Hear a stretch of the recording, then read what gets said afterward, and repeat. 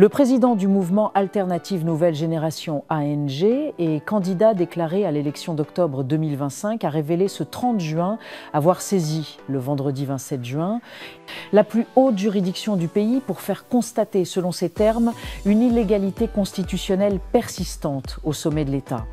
Au cœur de sa requête, l'absence de preuves officielles de renonciation à la nationalité burkinabé par le chef de l'État ivoirien.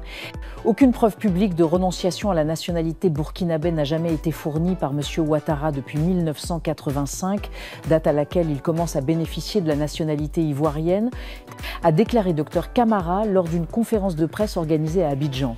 Selon lui, cette situation rend incompatible sa fonction avec l'article 55 de la Constitution ivoirienne.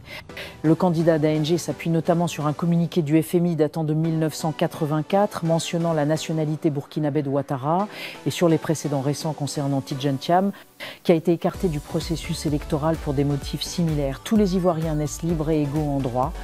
Ce qui a été appliqué à Gbagbo, la rigueur de la loi, et à Thiam, l'article 48, doit l'être aussi à Ouattara. La loi ne peut être à géométrie variable, a-t-il martelé. Nous attendons que le Conseil constitutionnel dise le droit, exclusivement le droit. Nous ne sommes pas dans une logique de conquête personnelle du pouvoir, mais dans une exigence de vérité constitutionnelle, a ajouté l'opposant. Mais la contestation de fond ne s'arrête pas là.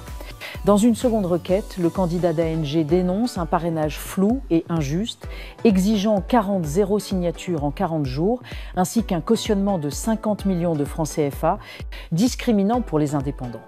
Il critique aussi l'introduction précipitée d'un système biométrique non testé, l'inaccessibilité de la liste électorale définitive et l'opacité dans la validation des parrainages par le Conseil sans recours possible.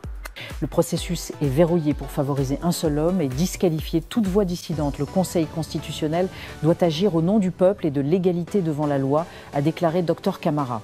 Son double recours vise à rétablir, selon lui, l'équilibre républicain, la transparence du jeu démocratique et la souveraineté populaire.